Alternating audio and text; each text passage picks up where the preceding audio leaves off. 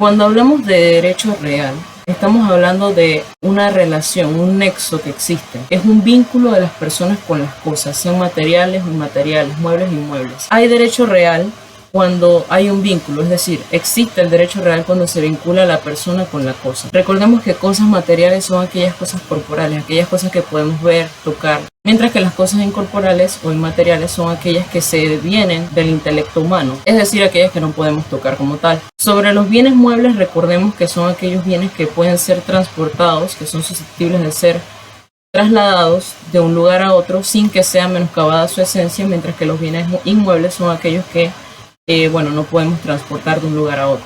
Nuestro código no define lo que sería el concepto de derecho real, pero tenemos, por ejemplo, sobre el bien de la hipoteca que se constituye en un injura re aliena y resalta lo fundamental de tales derechos, que es el sometimiento o la subordinación directa e inmediata de las cosas cuando hablamos del poderío del titular del derecho, lo cual es oponible erga omnes. Recordemos que iura in re aliena se trata de todos los derechos ejercidos por una persona sobre cosa ajena, ya sea servidumbres, usufructo, superficie, derechos reales de garantía como tal. Ok, el artículo 337. La propiedad es el derecho de gozar y disponer de una cosa sin más limitaciones que las establecidas por la ley. El propietario tiene acción contra el poseedor de la cosa para reivindicarla. Dice, artículo 1566, las hipotecas sujetan directa e indirectamente los bienes sobre el que se imponen al cumplimiento de las obligaciones para cuya seguridad se constituyen, cualquiera que sea su poseedor. Las hipotecas son voluntarias o legales. Bueno, el jurista Manuel Albaladejo García nos define que el derecho real es un poder directo inmediato sobre la cosa que concede a su titular un señorío, bien pleno, que es una propiedad, o bien parcial sobre aquella, de forma que el ánimo de poder concedido, que varía según el derecho real de que se trate, tiene la cosa sometida a su dominación. Esto es un poco de doctrina. Así, un derecho real es la intensidad del poder que confiere a su titular o dueño como una posibilidad de su ejercicio inmediato, y la oponibilidad a quien pretenda arrebatarlo, obstaculizarlo o desconocerlo. En las clases el profesor nos habla que el derecho real es el conjunto de facultades o atributos que permiten al articular o ejercer ese poder conferido en virtud de tal derecho, al punto que puede repetir o accionar contra todo aquel que vulnere ese derecho. ¿Cuándo estamos frente a un derecho real? Todas las cosas que son o pueden ser objeto de apropiación se consideran como bienes muebles o inmuebles. Bien, de este artículo podemos dirimir que el código aquí utiliza indistintamente la cosa de bien. Ese es un punto que tenemos que tener claro. 4 requisitos que se tienen que cumplir para que la cosa sea susceptible de ser considerada un derecho real. Lo primero que tenemos es la existencia de la cosa. Debe ser material y jurídicamente. Apropiable no necesariamente tiene que ser actual, sino que puede ser susceptible de ingresar al patrimonio, del dominio patrimonial de la persona. No necesariamente tiene que ser actual, puede ser a futuro. Recordemos que las cosas pueden ser apropiables o no apropiables. Cuando hablamos de cosas apropiables, hablamos de que pueden ser apropiables, apropiadas, o apropiables, inapropiables. Cuando hablamos de apropiables, apropiadas, es que tiene un dueño conocido o actual. Apropiables, inapropiadas, hablamos de que no tiene un dueño, pero que es susceptible de llegar a obtener un dueño. Y bueno, cuando hablamos de cosas no apropiables, es que no se pueden apropiar por su naturaleza o por alguna restricción. Hablamos de utilidad porque se genera un provecho, generalmente es económico, pero puede ser de otra índole, y que sea jurídicamente relevante. Es decir, que tiene que interesar al derecho, y por ese interés que tiene el derecho en la cosa es que está regulado. Ok, dice artículo 292 de la Constitución. No habrá bienes que no sean libres de enajenación ni obligaciones irredimibles, salvo lo dispuesto en el artículo 62 y 127. Sin embargo, valdrán hasta en un término máximo de 20 años las limitaciones temporales al derecho de enajenar y las condiciones o modalidades que suspendan o retarden la redención de las obligaciones. Bueno, existe un principio consagrado en la Constitución que nos establece que todos los bienes son de libre enajenación, salvo aquellos que por disposición constitucional, legal o por su propia naturaleza no se permiten. Vemos en el artículo que se menciona el artículo 62. Esto hace referencia a lo que son el patrimonio familiar, y cuando habla del artículo 127 nos hace referencia a lo que sería la propiedad colectiva de las comunidades indígenas. Artículo 1653. Del cumplimiento de las obligaciones responde el deudor con todos sus bienes presentes y futuros. El artículo 628. La sucesión es la transmisión de los derechos activos y pasivos que componen la herencia de una persona muerta a la persona que sobrevive, a la cual la ley o el testador llama para recibirla. Bien, el código no establece qué es un patrimonio en sí, pero se puede traducir que es un patrimonio por medio del artículo 1653, que el deudor responde con sus bienes presentes o futuros, y el artículo 628, que en materia de sucesiones se establece la transmisión de sus activos o pasivos a sus herederos. Son pinceladas, pero realmente no se entra a definir qué es el patrimonio. Entonces, se critica que si son presentes o futuros, no son parte del patrimonio como tal los derechos individuales, civiles y políticos, porque no se pueden transmitir, existen en la medida que la persona misma existe. Tampoco podemos hablar de los derivados de la personalidad, como sería el nombre, la imagen, el honor, la dignidad. Disculpen si escuchan perritos de fondo. Ni tampoco los derechos de familia que no son de contenido económico. Por ejemplo, las relaciones, el caso de las relaciones familiares que se generan en razón del parentesco. Eso tampoco puede entrar en el patrimonio. ¿Cuáles son los factores o elementos para que sea derecho real? Lo primero es que tiene que tener un poder directo sobre la cosa, porque no se necesita la intermediación de nadie. Se es dueño porque se adquiere conforme a derecho y se está revestido de las facultades y acciones para recuperar dicha cosa.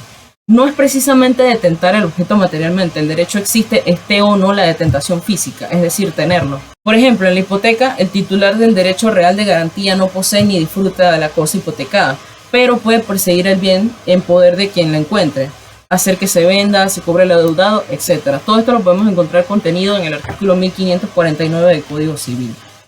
Hablamos también de la inmediatez, y es que basta y sobra para que el derecho sea vulnerado, para que la persona, para que pueda recuperar el derecho violentado, por medio de la acción reivindicatoria, el interdicto posesorio, la acción penal, el robo por robo o hurto, el amparo de garantías constitucionales y demás.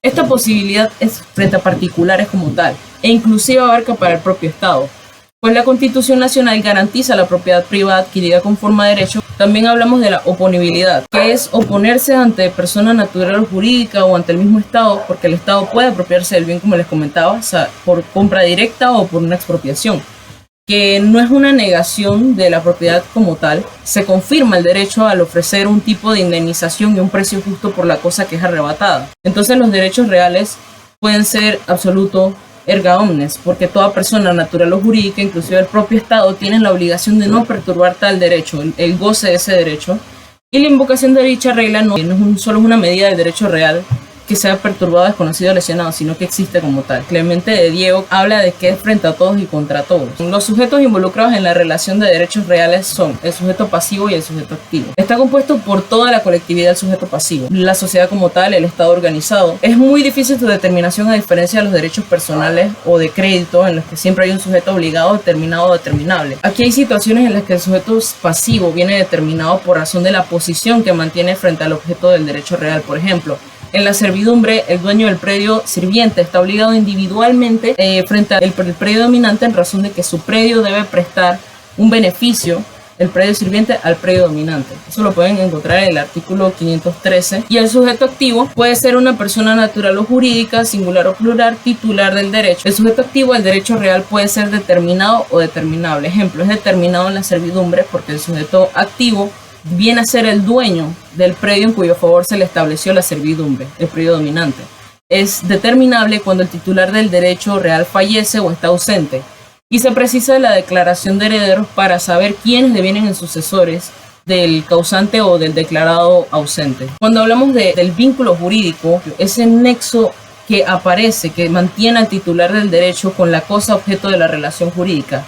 De allí que se mencione que tiene un poder directo, inmediato, oponible a todos, erga omnes. ¿Existe este derecho se vulnera o no? Es decir, que se lesione, se obstaculice o se impida el ejercicio de tal derecho. Es el nexo lo que permite al titular del derecho de hace valer su derecho frente a cualquiera que vulnere, y para ello tiene acciones legales como son la acción reivindicatoria y la acción posesoria, entre otros. El objeto de los derechos reales, las cosas singulares, ya sean corporales, incorporales, muebles, inmuebles, susceptibles de ingresar al patrimonio de las personas, porque se procura una utilidad y que tenga una autonomía o vida jurídica propia, y por ello el ordenamiento lo considera y le da una protección jurídica. La clasificación del derecho real que estamos tratando se toma en consideración el poder que se le confiere al titular del derecho. Por eso hablamos del poder conferido total y el poder conferido parcial. El total, hablamos del derecho pleno, que significa la plenitud de atributos y facultades sobre la cosa. Existen otros que, se limitan en razón del tiempo, facultades, funciones y demás. El mayor ejemplo que explicaba el profesor en la clase, el derecho de propiedad, que es perpetuo, independiente de quien sea dueño o titular de la cosa y no cesa por la transmisión de la misma. Por eso es que existe un libre tráfico y comerciabilidad de las cosas, porque con él se conjugan todos esos atributos de uso, goce, disfrute y libre disposición. Y también hablamos de el poder conferido sobre la cosa parcial o limitado en cosa ajena, cuando solo se concede parte de los atributos que se encuentran restringidos, que conlleva el derecho como tal sobre la cosa. Los derechos reales o restringidos sobre cosas ajenas se pueden limitar en el tiempo, en atribuciones o demás, que requieren que les preceda un derecho pleno para su nacimiento y depende del desprendimiento de algún atributo inherente al dominio. Estos derechos en cosas ajenas se pueden agrupar en dos categorías. Son los derechos reales de uso y goce y los derechos reales de garantía. Cuando hablamos de los derechos reales de uso y goce, estamos hablando del usufructo, del uso, la habitación, la servidumbre, el arrendamiento de inmueble restringido como tal. Y los derechos reales de garantía hablan de la prenda, la hipoteca y anticresis. Una clasificación que deviene de la doctrina. Pic Peña nos habla de la clasificación de los derechos reales en consideración de distintos puntos. Aquí lo tienen en la diapositiva. Cuando hablamos de según el objeto, se divide en derechos reales corporales y derechos reales en cosas incorporales. Cuando hablamos según la protección que brindan, hablamos de derechos reales provisionales y derechos reales definitivos. Los provisionales hablamos del derecho real que le brinda a su titular una protección. El provisional, como ocurre en el caso de la posesión, el poseedor detenta la cosa como si fuera el dueño. Y esto lo podemos ver en el artículo 415, pero realmente no lo es, ya que no lo ha adquirido, solamente lo posee. Cuando hablamos de derechos reales definitivos, se brinda al titular del derecho una protección definitiva como tal, como es el caso de la propiedad. Cuando hablamos de según la plenitud o restricción de su contenido, hablamos de derechos plenos, y estos se confieren a su titular un poder pleno y absoluto, como lo ocurre en el derecho de la propiedad que veníamos hablando anteriormente. El titular de estos derechos puede realizar toda clase de actos y acciones sin limitaciones, más que las establecidas por su propia voluntad y la ley. Recordemos también que eso abarca el orden público, la moral. Y cuando hablamos de derechos reales restringidos, se concede al titular un poder limitado sobre la cosa, pues los mismos bienes recaen en cosa ajena y se limitan en el gozo o el disfrute del derecho que confiere. Entonces son ejemplos de esto la prenda, la hipoteca, anticresis, usufructo y demás. Cuando hablamos según su finalidad institucional, hablamos de derechos reales temporales, perpetuos, típicos y atípicos. Bien, los temporales son derechos supeditados a un plazo o condición, por ejemplo el usufructo, el uso de la habitación y demás. Cuando hablamos de derechos perpetuos, existe mientras que el objeto sobre el que recae exista. Extinguido o perecido el objeto, desaparece el derecho. Cuando hablamos de los derechos reales típicos y atípicos, hablamos evidentemente de los que están o no regulados en la ley. Típicos están regulados, atípicos no están regulados. Nace esta clasificación producto de la tesis de la clasificación de los derechos reales en atención a su finalidad institucional, si son típicos o atípicos.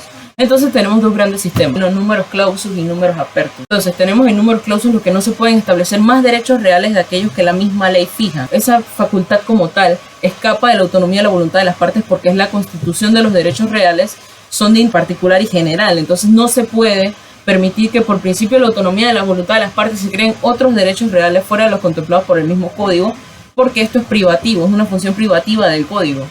Además, se facilita la función calificadora del registro público, es decir, solo se admite en consideración la función registral de quien le compete calificar qué es registrable y qué no. Y tenemos el sistema de números apertus, que se fundamenta en la autonomía de la voluntad de las partes y señala que no solo son admisibles los derechos reales que la ley enumera, sino que también caben otros derechos reales que los particulares pueden establecer entre sí en sus relaciones jurídicas. Las partes en este caso son libres de pactar las cláusulas y condiciones de los actos jurídicos siempre que no sea contraria a la ley, la moral y el orden público, y ello no deviene en una función calificadora del registrador.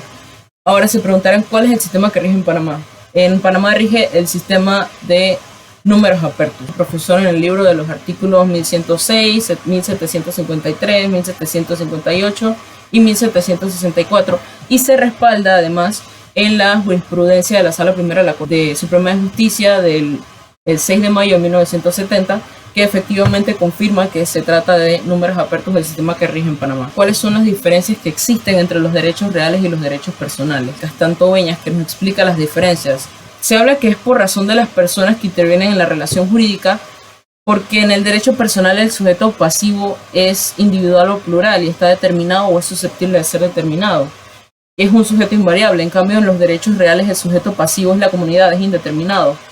Por eso hablábamos que es del mismo estado organizado como tal. No obstante, hay casos en los que mencionábamos anteriormente, todo por razón del objeto. En los derechos reales la cosa es corporal o incorporal, mueble o inmueble, específica o determinada. Y el derecho personal o de crédito tiene por objeto la prestación, que puede consistir en dar, hacer o no hacer. Cuando hablamos del poder que se atribuye a su titular, el derecho real implica un poder sobre la cosa y la ejerce directamente y no es necesario que ningún intermediario interceda personalmente obligado.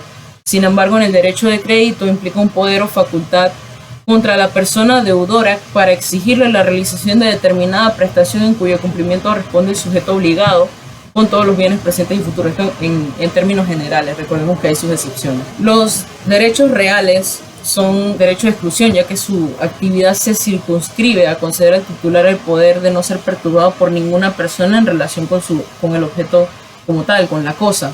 Y en los derechos personales son derechos de vinculación o la unión de cumplimiento de prestación de objeto del derecho mismo. Cuando hablamos de la eficacia, hablamos de el derecho real, que es absoluto, ya que puede hacer valer contra toda persona y es oponible erga omnes. Confiere al titular el poder de persecución y de preferencia, mientras que en el derecho de crédito tenemos un derecho que tiene efectos relativos, ya que solo se puede exigir o hacerse efectivo contra las personas del deudor, el sujeto obligado o por sus herederos. Cuando hablamos de los modos de originarse, los derechos personales tienen una fuente creadora como tal, que es el contrato, la ley, los cuasicontratos, mientras que los derechos reales en cambio precisan de un título o modo, y los derechos reales pueden adquirirse por prescripción, ocupación, accesión, descubrimiento de tesoros, sucesión y demás. Cuando hablamos de su duración y causa de extinción, el derecho real es ordinariamente perpetuo y su ejercicio lo consolida el perecimiento, la destrucción total de la cosa sobre la cual recae, y trae consigo la extinción del derecho real. El derecho de crédito tiene una naturaleza transitoria en cuanto a que su ejecución ya lo extingue. Entonces, cuando hablamos de la protección que ejerce, tenemos que los derechos reales conceden a su titular una protección mediante la acción real. Pero cuando hablamos de los derechos personales, se brinda tan solo una acción personal. Bueno, antecedente de las cosas. El término cosa viene de latín corporis. Más bien, podríamos decirlo, la palabra o el término más arcaico que podemos conocer dentro de la historia referente a las cosas. Corporis vendría a equivaler a cualquier parte o entidad o objeto que es susceptible a tocar, a ver, que lo podemos percibir. Es decir, es algo material. Pero a lo largo de la evolución de Roma, a lo largo de la evolución desde la República al Imperio, entonces se viene a concebir un nuevo término. Este término lo podemos conocer como res, que viene a ser una cosa, pero no solamente abarcaría la totalidad de bien material, sino que ahora viene a una concepción nueva que viene a ser novedosa dentro del derecho romano, que esta vendría a ser bienes inmateriales o cosas inmateriales, o sea, algo incorporis. Son aquellas cosas que no podemos ver, no podemos tan siquiera tocar, y tampoco las podemos percibir visualmente, pero sí las podemos percibir intelectualmente. Esto es algo que lo relacionamos mucho, o es algo que, como habíamos hablado en derechos reales, también tiene la misma similitud. Vamos a hablar sobre qué habla la doctrina. Según Biondi, cosa viene a ser cualquier entidad material o inmaterial, la cual es completamente relevante jurídicamente. ¿A qué me refiero con esto? Es decir, de que sea tan relevante que dentro de nuestra legislación nacional se tenga que regular.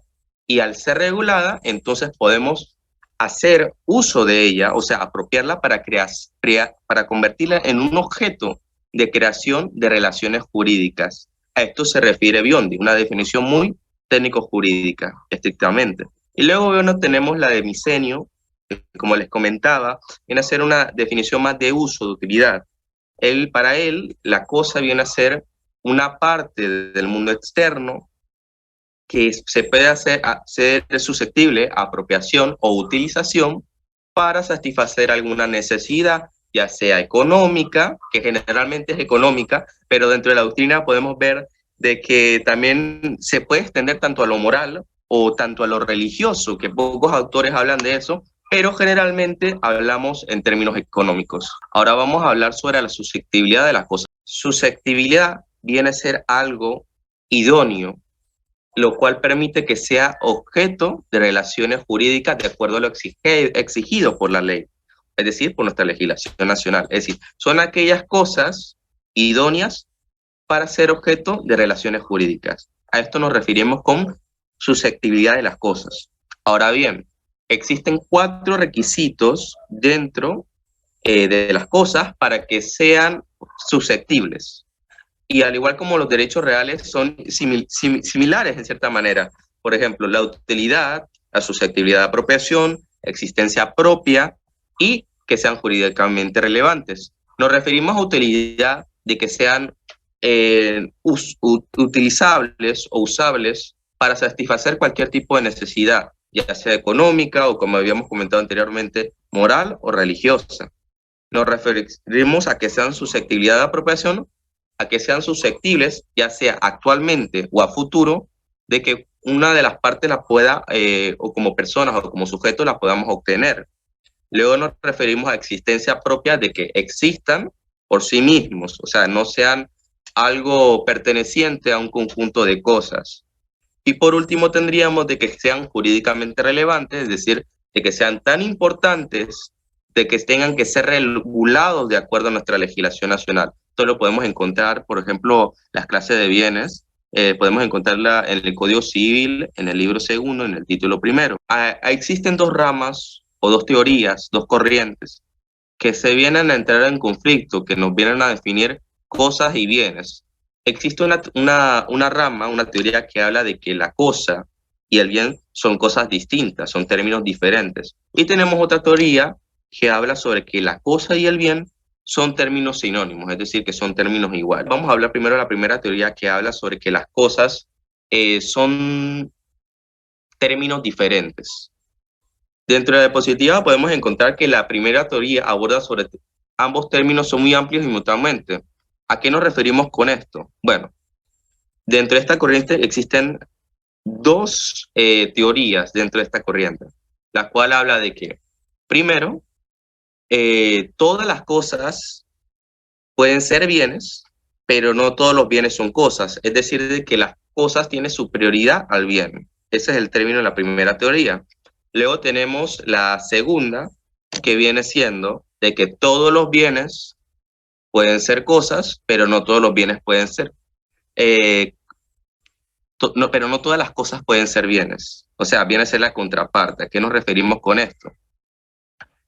La cosa, desde el punto de vista de que todos los bienes pueden ser cosas, pero no todas las cosas pueden ser bienes, significa de que en la primera rama solo se destaca lo corpóreo, es decir, lo material, mientras que en esta segunda corriente hablamos de que no solamente se toma en cuenta lo material, sino que también se toma en cuenta lo inmaterial, es decir, lo material o lo corporal viene a ser aquella cosa que podemos tocar, podemos ver, podemos sentirlo, mientras que lo inmaterial o incorporal viene a ser aquella cosa que no podemos ver, no podemos tocar, pero solo podemos percibirlo intelectualmente. Luego tenemos la segunda teoría, que va a desarrollarse en 2 vertientes, que es de que la cosa es independiente al sujeto. Y a lo que nos referíamos anteriormente de que una cosa no tiene que ser parte de un componente de un objeto, sino que tiene que depender de sí mismo, es decir, tiene que ser una existencia propia. Y luego tenemos que la otra corriente, que viene a ser que el bien representa un interés o ventaja, ya sea para el uso o satisfacción de una necesidad en concreto para un sujeto. Esta necesidad puede ser tanto económica, tanto moral o tanto religiosa. ¿Qué es lo que dicta nuestra legislación nacional o qué se pronuncia? Bueno, dentro de nuestra legislación nacional podemos encontrar que la cosa es cualquier objeto de apropiación, ya sea actual o futura, que se consideran bienes tanto muebles o inmuebles. Esto quiere decir de que el término cosa es sinónimo de bienes, es decir, que se abarca a la segunda teoría, de que las cosas y el objeto son sinónimos, ya que estos bienes pueden ser considerados y pueden constituir derechos sobre cosas tanto corporales como incorporales. Siempre, o sea, siempre que hablamos de derechos reales, ¿no? Sobre las cosas, los bienes, la apropiación, surge también el término de patrimonio. Y esto es lo que el profesor engloba en su escrito. ¿Por qué hablamos de patrimonio? Porque en la medida en que se estudian los derechos reales, es decir, las cosas y los bienes, no se pueden estudiar por separado de los sujetos a los que intervienen, es decir, los sujetos que se apropian de esas cosas. Y el medio por el cual esos sujetos se apoderan de las cosas es el patrimonio. Si quisiéramos dar una definición corta y sencilla de patrimonio, podríamos decir que es el medio por el cual las personas, sean jurídicas o naturales, intervienen con las cosas. Ese sería una definición de patrimonio. Evidentemente hay muchos tipos de términos, ¿no? Pero bueno, podríamos decir que este es una descripción corta, ¿verdad? Aquí nos dicen que en el PPT, que es un conjunto de bienes propios de una persona o de una institución, susceptibles de estimación económica, compuestos por derechos patrimoniales y no patrimoniales.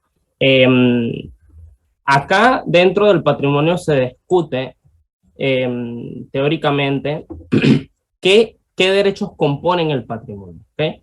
Entonces, acá tendríamos dos teorías, básicamente. Una teoría que nos dice que dentro del patrimonio los constituyen tanto los derechos patrimoniales como los derechos no patrimoniales o los extrapatrimoniales. Dentro de esos derechos extrapatrimoniales, lo vamos a ver más adelante, pero estarían los derechos de familia, la personalidad, obligaciones de tipo moral y otros. Esa sería una teoría que dice que dentro del patrimonio están los derechos patrimoniales y extrapatrimoniales.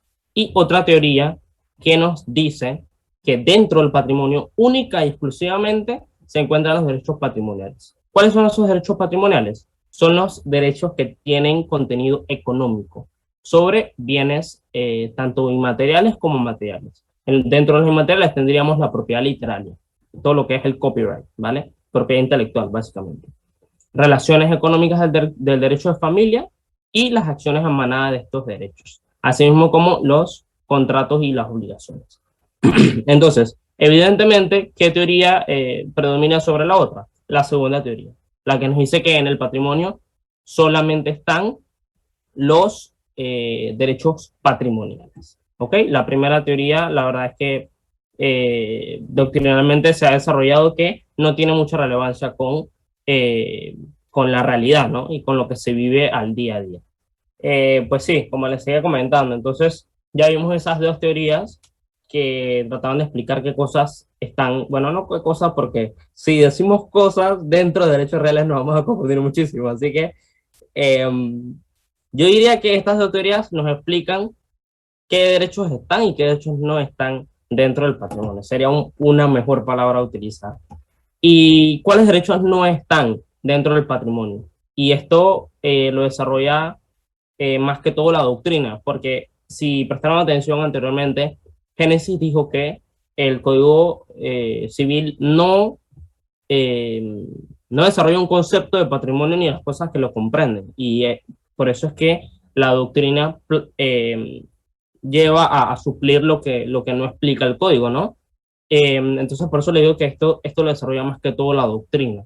El Código Civil no nos dice ni qué es patrimonio, ni qué cosas están dentro del patrimonio. ¿Qué nos dice la doctrina? Que los derechos que no están dentro del patrimonio, ¿qué derechos no están dentro del patrimonio? Los derechos individuales, los civiles y los políticos. ¿Cuáles son esos? Por ejemplo, la libertad dentro de derechos individuales, derecho a la vida, la ciudadanía, que es un derecho civil, ¿no? Los derechos políticos también, derecho de la familia sin ningún contenido patrimonial, lo explicamos anteriormente. Los que sí están dentro del patrimonio son los que tienen algún tipo de bien económico. Los derechos derivados de la personalidad. Dentro de estos estarían el nombre, la honra, la nacionalidad, ¿verdad? Son atributos de la personalidad que no entran en el patrimonio tampoco. Derechos y acciones para lograr un estatus civil. Acá estaríamos hablando de las certificaciones de divorcio, estaríamos hablando de certificaciones de estado civil, tampoco entran dentro del patrimonio. Cualidades y atributos personales, el color, la piel, etcétera, etcétera, tampoco entran dentro del patrimonio. Eso se desarrolla, disculpen, doctrinalmente. Entonces, como comprendimos las cosas, bueno, los derechos, disculpen, vuelvo a utilizar la palabra cosas, teoría de las naturalezas jurídicas del patrimonio. Acá faltó una parte y es que otra de las cosas, como ya dijimos, las cosas que no están, vuelvo con la palabra cosa, como ya dijimos, los derechos que no están dentro del patrimonio, ahora hay que aclarar cuáles derechos sí están dentro. Primero, los derechos patrimoniales, que ya los aclaramos. ¿Cuáles son esos derechos patrimoniales? Los que constituyen contenido económico sobre bienes inmateriales o materiales. Primero. Segundo, los bienes presentes y futuros. Tercero y último, las obligaciones y los derechos. Esos tres derechos componen el patrimonio. Ahora, dentro de los bienes presentes y futuros, hay dos teorías también. Esto está lleno de teorías, no sé si se han dado cuenta. Parecemos aquí unos conspiranoicos, pero hay dos teorías dentro de los bienes presentes y futuros. Una teoría nos dice que, y también creo que era Joel Ogenesis que lo tocaba anteriormente, que pues una teoría nos dice que únicamente los bienes que las personas poseen actualmente son los que están dentro del patrimonio. Es decir, únicamente los bienes presentes. Y la otra teoría nos dice que no, que en verdad, que la realidad es que tanto los bienes presentes como los futuros están dentro del patrimonio. Y pues esta segunda teoría es la que se ve respaldada por nuestro código y la que es ampliamente aceptada por la doctrina. ¿Cómo vemos eso? Ahora va a necesitar la ayuda de ustedes. La segunda teoría era esta, ¿no? Que dentro de las cosas dentro de los derechos, volvemos, así no vamos a enredar toda la ponencia, dentro de los derechos que están dentro del patrimonio, son ahora sí las cosas presentes y futuras. Y eso lo vemos en el artículo 1122 del Código Civil. Ok, artículo 1122. Pueden ser objeto de contrato todas las cosas que no están fuera del comercio de los cofres, aún las futuras. Sobre la herencia futura no se podrá, sin embargo, celebrar otros contratos que aquellos cuyo objeto sean practicar entre vivos la división de un caudal conforme al artículo 912. Pueden ser igualmente objeto de contrato todos los servicios que no sean contrarios a la ley o a las buenas costumbres.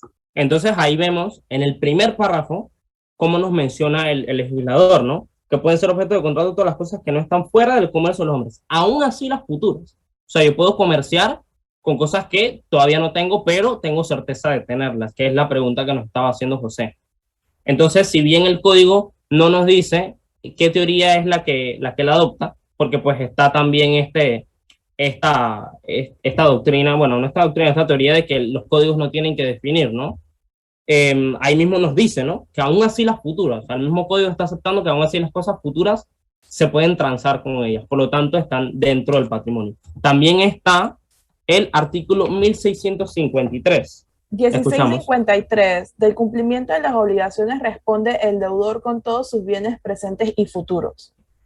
Exactamente, gracias. Ahí entonces leemos nuevamente como el legislador nos dice, las personas pueden pagar sus deudas con las cosas presentes y con las futuras también. Es decir, dentro del patrimonio de las personas también están las cosas futuras. Así vemos cómo el código lo ratifica, ¿no? Ratifica esta segunda teoría. Antes de entrar también a la naturaleza, hay que tocar la otra parte que de los derechos que están dentro del patrimonio, como les mencionaba, están los derechos patrimoniales, los bienes presentes y futuros y las obligaciones y los derechos. Esa es la tercera parte del patrimonio. Y acá nuevamente tenemos dos teorías o dos corrientes. La primera nos dicen que únicamente los derechos son parte del patrimonio, porque las obligaciones son una carga sobre el patrimonio, es decir, es una resta, ¿no? Es un peso al patrimonio. Y la segunda teoría nos dicen que no, que ambas cosas componen el patrimonio, tanto los derechos y las obligaciones. Y al respecto, pues igual, la segunda teoría es la ampliamente aceptada. Si bien es cierto que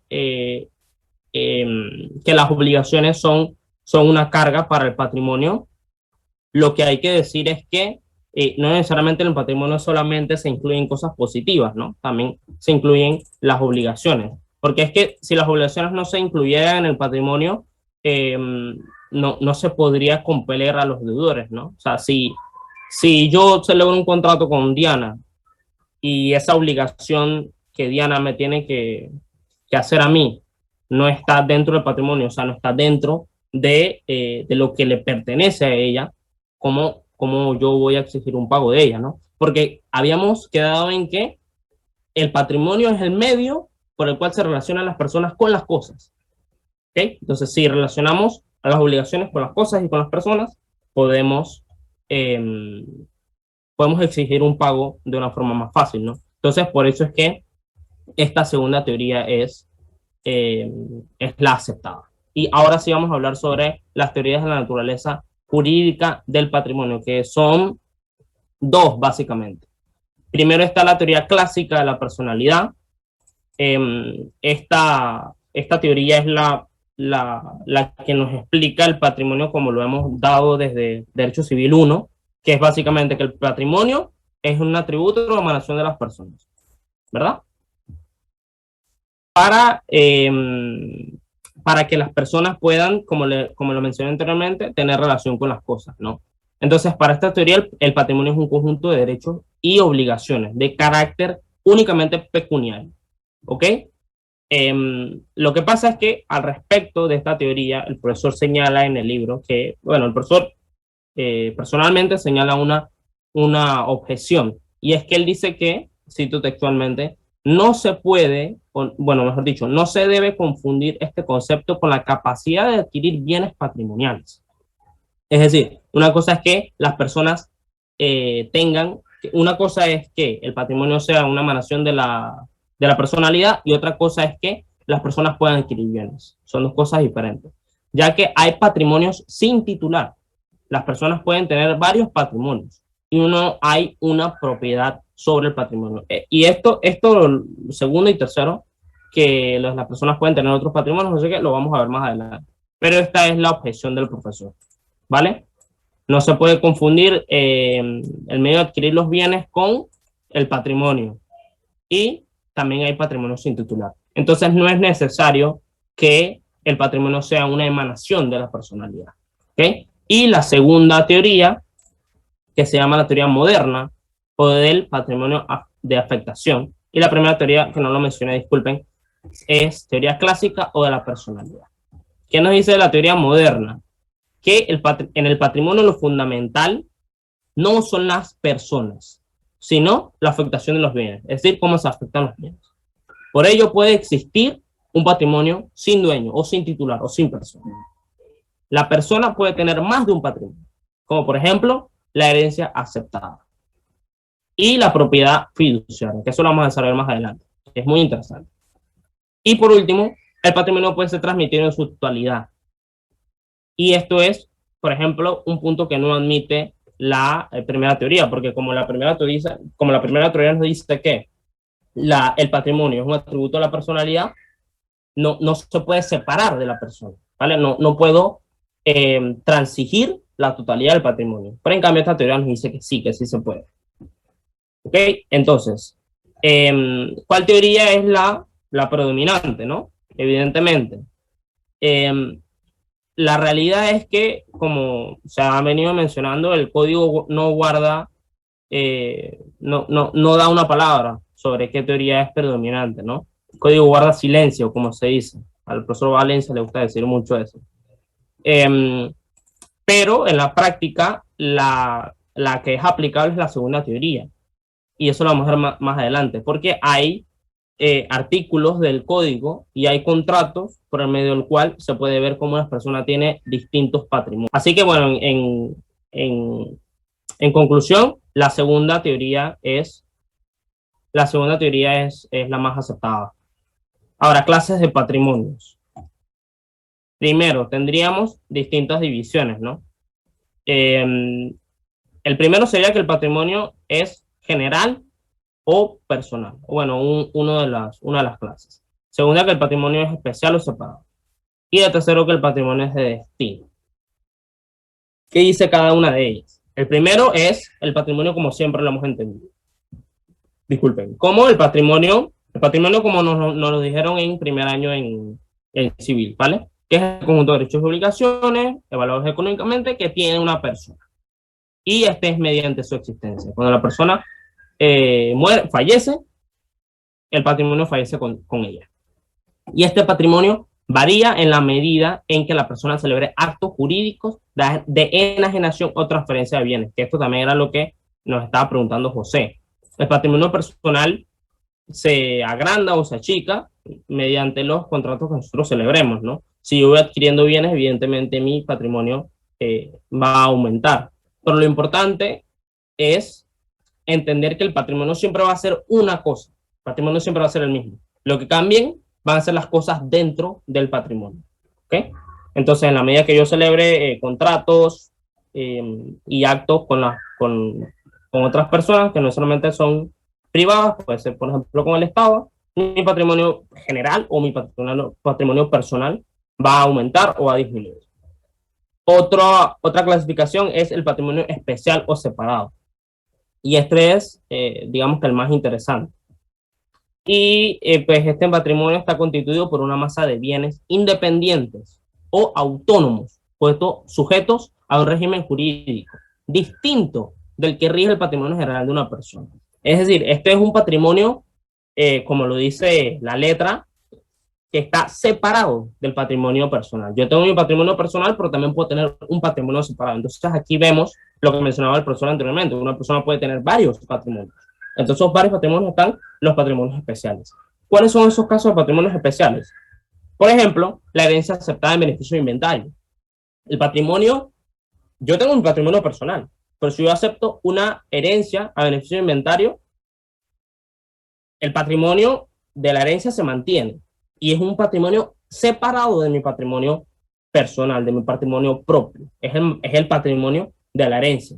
Cuando se habla de herencia aceptada a beneficio de inventario, es únicamente aceptar la herencia de forma positiva. Es decir, las deudas de la herencia no las acepto. O, dicho de otra forma, cancelar las deudas, cancelar los pasivos con los activos de la herencia, y lo que resulte, eso es lo que yo voy a aceptar. ¿Okay? Entonces ese sería un patrimonio especial o separado, porque es un patrimonio diferente del que yo tengo de mi persona. Segundo, otro ejemplo, el pecunio de los hijos sujetos a patria potestad. Cuando se establece la patria potestad y se establece el régimen de visitas y la otra palabra que se me olvidó, que es básicamente el dinero, ¿no? Que se le da a los hijos, ¿no? Eso se llama, se me olvidó la palabra, pero bueno, el dinero que se le da a los hijos, eso también es un patrimonio especial o separado. La pensión, exactamente, gracias. Esa es la palabra. La pensión es un patrimonio especial o separado, porque se divide de mi patrimonio personal. Yo no puedo transigir con el dinero de la pensión, por ejemplo.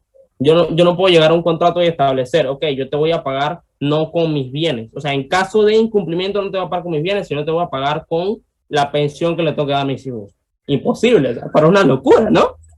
Fuera un espectáculo hacer tal cuestión.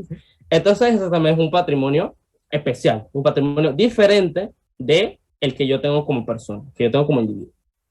Otro caso, es constituido por una empresa de responsabilidad individual. Este me gusta bastante porque es un ejemplo que se puede ver bastante. El artículo 25 de la Ley de Sociedades Anónimas nos dice lo siguiente: la responsabilidad económica de cada socio por las obligaciones contraídas por la sociedad estará limitada al monto de su participación hecha o comprometida. Es decir, yo voy a pagar en la medida en lo que yo aporte. Y ese también es un patrimonio especial, porque va a tener que ser un patrimonio que yo voy a tener que destinar de mis ingresos. Es decir, que es nuevamente separado. O sea, en el caso en que esta sociedad de responsabilidad limitada incumpla con sus pagos, a mí no me pueden compeler contra mi patrimonio personal. A mí no me pueden compeler en mi finca que tengo en Costa del Este, ¿verdad? O mi finca en la playa en Coronado. Entonces, a mí no me pueden secuestrar mis bienes personales, porque yo no tengo yo no tengo esa responsabilidad. Mi responsabilidad es según lo que yo aporte. Y según lo que yo aporte, yo tengo un patrimonio especial, un patrimonio separado. ¿Ok? Entonces ahí vemos otra forma de patrimonio separado. Y la última, u otro ejemplo, es el patrimonio transmitido por fideicomiso, que eso es lo que les iba a decir anteriormente. Para los que no sepan, el fideicomiso es un contrato mediante el cual una persona cede parte de su patrimonio a otra para que esa otra persona lo administre, y básicamente lo que se busca, o generalmente mejor dicho, es el lucro. Yo le cedo mi patrimonio, parte de mi patrimonio a Génesis, que ella es muy buena en bienes raíces e inversiones. Todo el tema de criptomonedas, ella está flying, mentalidad de tiburón. Entonces yo le cedo parte de mi patrimonio a Génesis y ella va a lucrar con ese patrimonio. Y luego el beneficiario puedo ser yo u otra persona. Eso es un contrato de fideicomiso. Entonces también en ese contrato de fideicomiso hay un patrimonio especial, porque se separa de mi patrimonio especial. Yo le cedo parte de mi patrimonio a Génesis y ese patrimonio se queda como patrimonio del fideicomiso. Con ese patrimonio, Génesis va a lucrar y luego entonces me va a devolver una parte. Ella se va a quedar con un 2,5% y yo me quedo con el 98%. ¿Ok? Ese es un contrato de fideicomiso. Ahí hay otro patrimonio especial. Y por último, el patrimonio de destino, que este es quizás el que genera un poco más de dudas, tiene un poco más de oscurantismo, y es que el profesor anota que este tipo de patrimonio es el formado por un conjunto de bienes que se caracterizan por su especial destino y no por estar vinculado a una persona. Entonces, lo esencial en este tipo de patrimonios no es las cosas que tenga ese patrimonio, ¿okay? Sino el destino y a quienes van beneficiados. Eso es lo importante en ese tipo de patrimonio. Entonces, las características es que este patrimonio es destinado a una persona especial, una persona con características especiales, y es un patrimonio transitorio. Es decir, que tiene un cierto periodo de vida en el que desde que se transmite a B está su periodo de vida, y cuando llega a B muere este tipo de patrimonio, fallece su vida jurídica. Y ahí, pues, por ejemplo, nos mencionan que puede ocurrir este tipo de patrimonios en los casos de por no haber nacido la persona, ¿verdad? Está, por ejemplo, el caso de que yo le ceda bienes a mi futuro hijo, y bueno, si mi futuro hijo no nace, o sea, cuando yo le quiero transmitir esos bienes, mejor dicho, a mi hijo, eso se convierte en un patrimonio de transición o un patrimonio de destino.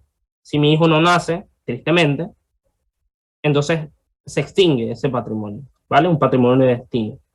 Por estar la herencia yaciente, por desaparición de la persona, por haber decretado la quiebra del deudor y la propiedad fiduciaria, que es lo que decíamos anteriormente. Si muere el fideicomiso, también muere el patrimonio. Siguiente, ¿qué es lo que se define en Panamá, no? ¿Qué es lo que comparte el derecho positivo, básicamente? Y el profesor anota que el criterio del Código Civil acerca del patrimonio es que nuevamente no se define qué clase de patrimonio comparte el código, pero utiliza el término en los artículos 489 del usufructo y 631 con la sucesión mortis, que se sigue una teoría de la clásica, ¿ok? Una teoría de que el patrimonio es personal, que emana de la personalidad. Pero lo que es cierto es que cuando se habla de patrimonio del difunto, cuando se alude al patrimonio obligado en la prenda general, se habla de patrimonio por separado o patrimonio especial. Y en derecho comercial, bueno, que no es necesariamente lo que estamos viendo, cuando se habla del fideicomiso, que es lo que estaba explicando anteriormente, también se habla de derecho especial. Así que lo que podríamos concluir es que nuestro Código Civil respeta esas dos formas de patrimonio: el patrimonio personal y el patrimonio separado. El patrimonio en transición hay un poco más de oscurantismo, ¿no? Pero bueno, no aparece directamente en el Código Civil.